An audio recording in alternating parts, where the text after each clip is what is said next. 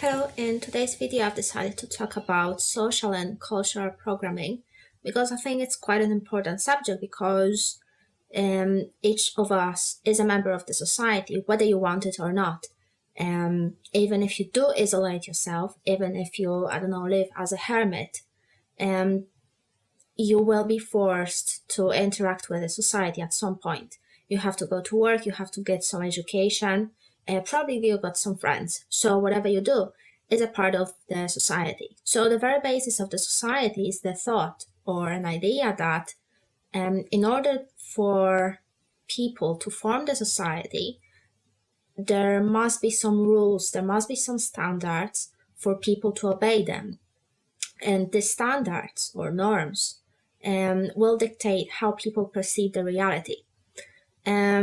Because if each person would perceive the reality in a different manner, then obviously there would be disagreement on what people see and how to interpret things. So basically the society will dictate how to interpret things that you see, how to form judgment, how to evaluate things.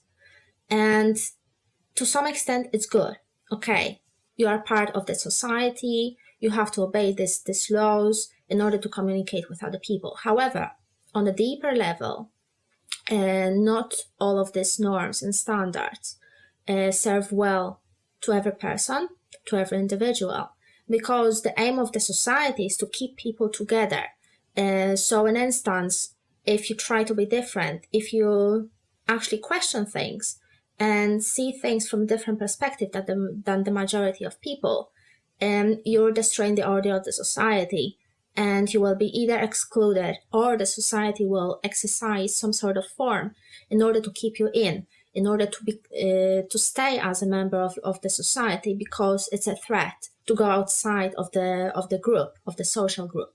So there are different ways in which the society or the culture keeps its members together.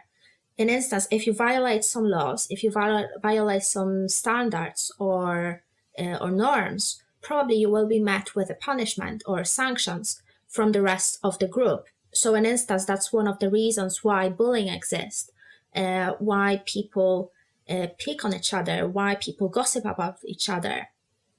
Usually they pick these people who don't fit in easily, regardless whether the person who's trying to be out of the society, whether he or she is right or wrong, it doesn't really matter. It's a threat to the order of the society. So the sanctions will be applied. So in instance, I think a good example of this is, these days is quite normal or acceptable for a couple to live without marriage. However, decades ago, it wasn't really acceptable. So if couples decided to live together without marriage and maybe to even have a child, they would be met with a punishment from the rest of the society.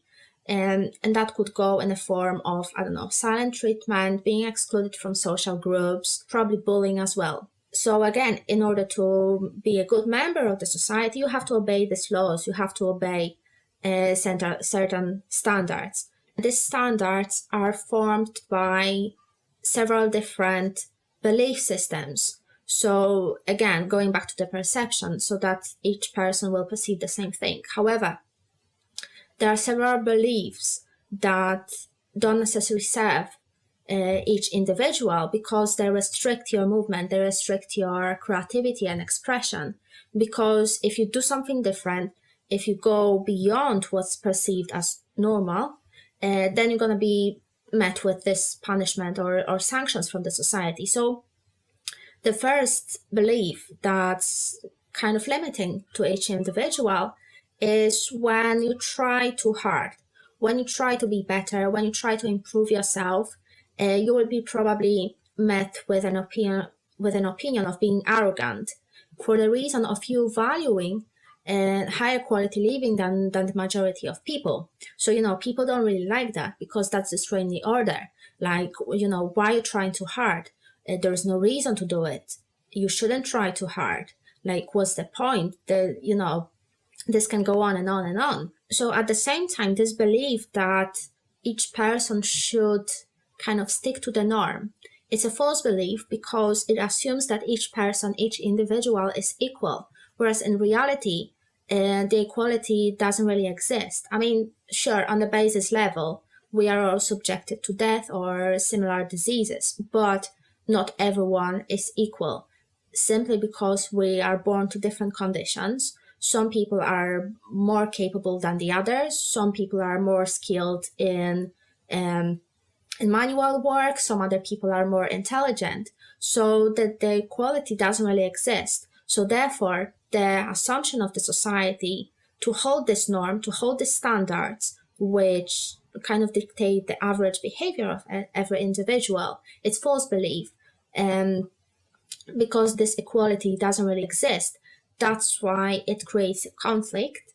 And that's why people are really competitive. And that's why bullying exists. That's why, there's an increase in narcissistic behaviors, which is fair enough. That's what society created. That's the system that has been growing and growing and growing. And that's the reason why these people behave like they do. Because obviously, you just want the best for you. You want the best for yourself, for your family, for your friends, for the people you love. So you don't really care whether it hurts other people or not. So it's a conflict because from one side we got these norms and standards, but from another side we got people who constantly violate the standards and destroy the order of the society, but at the same time impose their standards and their norms onto other people. So it's like, being wolf in sheep's clothing, which leads to the next final idea that, to end it up with a quote, culture is not your friend, because mainstream culture kind of breeds people who want to take care only about themselves, but at the same time they impose false belief system onto the other people in order to, prey on the unconscious, prey on unawareness, prey on people who lack assertiveness and lack critical thinking.